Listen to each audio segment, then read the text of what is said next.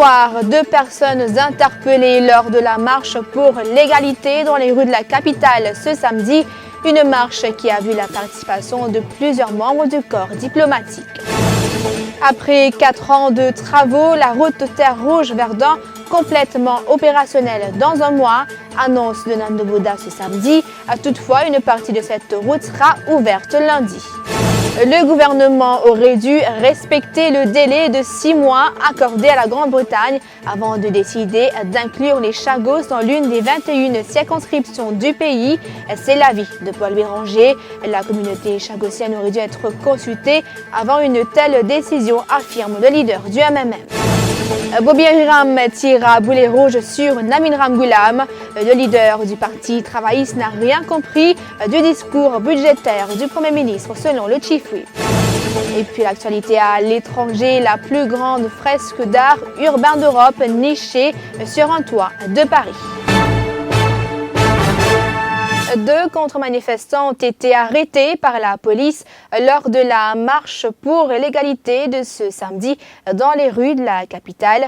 Ce sont les officiers du NSS sous la supervision de l'inspecteur Jian qui ont procédé à ces arrestations.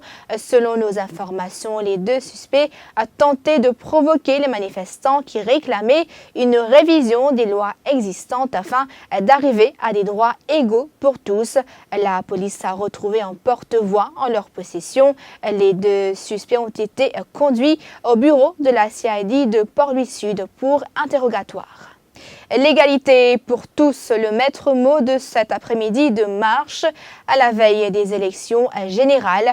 Le collectif Arc-en-Ciel, organisateur de cet événement, lance un appel aux différents leaders des partis politiques pour que cet aspect d'égalité soit mentionné dans leur prochain manifeste électoral. Écoutez, ça a été une belle mobilisation. Bravo d'abord aux forces de sécurité. Je pense qu'ils ont fait un travail formidable. Il y a une présence très rassurante et très sécurisante pour cette marche. De mémoire d'activistes, ça fait longtemps que je n'ai pas vu autant de personnes participer à la marche du collectif Arc-en-Ciel. Donc je pense que c'est un vrai succès, que beaucoup de Mauriciens ont souhaité dire qu'ils sont vraiment pour des droits égaux pour tous. C'est la majorité des Mauriciens souhaitent vivre en paix, en justice et en liberté. La route Terre-Rouge-Verdun sera complètement opérationnelle dans un mois. Toutefois, une partie de cette autoroute sera ouverte dès lundi, annonce du ministre Nando Boda lors d'une visite sur le chantier des travaux cet après-midi. Le ministre parle d'exploits techniques, voire géotechniques réalisés par Transilvest et Serama. Vous le savez, à la suite d'affaissement, cette autoroute a été fermée à la circulation. Des travaux de stabilisation et de drainage ont été effectués sur cette route, explique le ministre des Infrastructures publiques. Nous allons, à partir de lundi, ouvrir les 2 voies et dans à peu près un mois, nous allons ouvrir donc la route complètement. Mais ce que je voulais, moi, comme j'ai bien expliqué, c'est expliquer que ça a été, je dirais, un exploit technique, un exploit géotechnique et un exploit au niveau des travaux. Et je voudrais remercier l'équipe de Transinvest et je voudrais surtout aussi remercier le professeur Maillan qui ont beaucoup travaillé pour trouver la solution.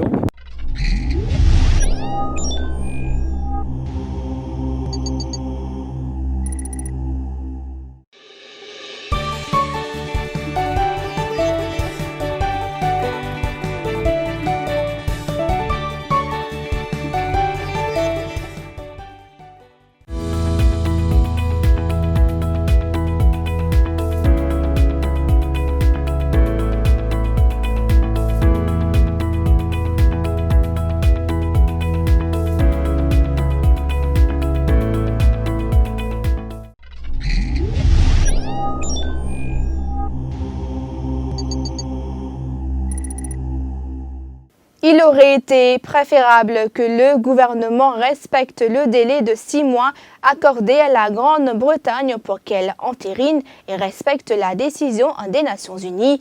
C'est l'avis du MMM. En conférence de presse ce samedi, Paul Béranger a souligné qu'il n'est pas convaincu par le timing de l'annonce du gouvernement qui consiste à inclure l'archipel des Chagos dans l'une des 21 circonscriptions du pays. Rappelons que le Conseil des ministres, qui s'est réuni le vendredi 14 juin, a donné son feu vert pour qu'une motion en ce sens soit présentée à l'Assemblée nationale. Paul Béranger déplore ainsi le fait que la communauté chagossienne n'ait pas été consultée. Je ne vais pas vous dire rien de négatif. Si je peux redonner quelque chose de symbolique, ok, moi mon point là c'est que la première chose à faire c'était consulter la communauté chagossienne. Toute bonne indication qui m'en a, c'est qu'il même pas de faire ça. Il y a un manque de respect, un manque de considération, un manque de respect. Bon, si c'est une chose symbolique, nous pas contre. Mais mon père a dit, tu as besoin avant tout consulter la communauté. Mais ce gouvernement-là peut agir comme il peut agir. Hein. Supposé qu'il peut avoir tout ce qu'il a trouvé pour en mettre dans l'anglais. Nous-mêmes, dans la résolution qui nous votait, nous donnons 6 mois. Ça, 6 à la Grande-Bretagne pour respecter le jugement. Pendant ces 6 mois-là, nous avons fait tout ce qui est capable de faire pour qu'ils soient respectés le jugement de la Cour internationale de justice. Et nous préparons, nous, pour la prochaine étape. Mais il y a un peu stupide. Fini, c'est une stratégie défaitiste.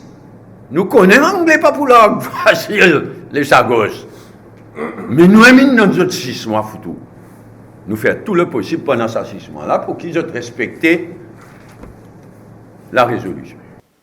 Namin Ramgoolam a été la cible de Bobby Oriram en conférence de presse ce samedi. Il a ainsi demandé au leader des Rouges de ne pas se comparer à Pravin Jugnauth. Selon Bobby Oriram, Namin Ramgoolam n'a rien compris du discours budgétaire du ministre des Finances, Pravin Jugnauth.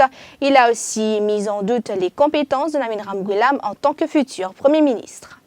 Et là-dedans, ce qui saute aux yeux, c'est seulement récemment que M. Ramgoolam a découvert, par exemple, qu'il est capable de faire campagne sur social media, comment capable de communiquer avec nos jeunesses sur Facebook.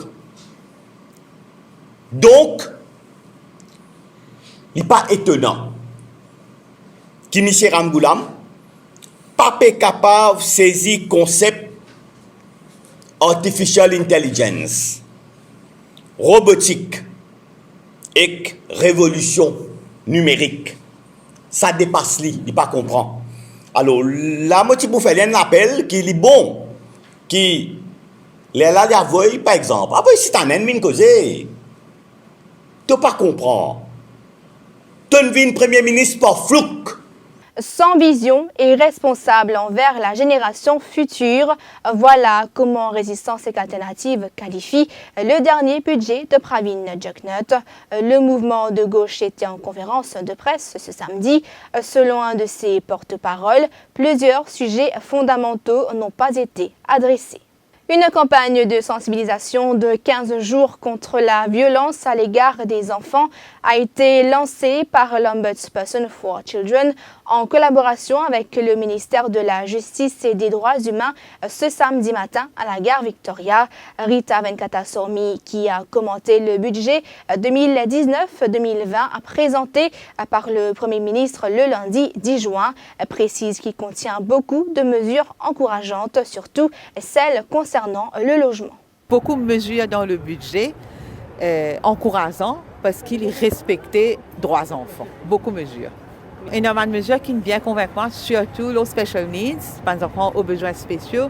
11 000 familles qui gagnent droit à l'Internet gratuit, il y a l'impact de l'éducation aux enfants, budget qui nous votait pour la crèche, pour la garderie, et budget concernant le logement. C'est un droit fondamental. Ce n'est pas du coup peut-être en logement. Mais le logement, c'est les enfants qui restent, c'est la famille. Si les enfants restent dans un logement décent, C'est un enfant qui est capable plus actif au niveau de la société pour capable apprendre mieux. Alors le budget qui concerne le logement est un budget qui protège les droits des enfants au pays. La torche des Jeux des îles de l'océan Indien arrive à Maurice le 6 juillet prochain. Le traditionnel relais de la flamme des Jeux précédant chacun des rassemblements débute le 6 juillet prochain. Après une cérémonie officielle, la flamme sera envoyée à Rodrigue pour 24 heures avant de rentrer à Maurice pour sillonner l'île pour la cérémonie d'ouverture des Jeux à Anjalay le 19 juillet prochain. L'actualité à l'étranger, après avoir investi les façades parisiennes, le street art fait sa place sur les toits avec la plus grande fresque d'Europe, réalisée par le duo d'artistes français Ella et Pitre au parc des expositions dans le sud-ouest de la capitale. Pour admirer ce méga coloriage de 2,5 hectares, il faut soit en drone, soit se rendre sur le toit-terrasse du pavillon 7 du parc des expositions de la porte de Versailles au sud de la capitale. Fin de ce journal, merci de l'avoir suivi et comme vous le savez, l'info continue sur le www.defimedia.info.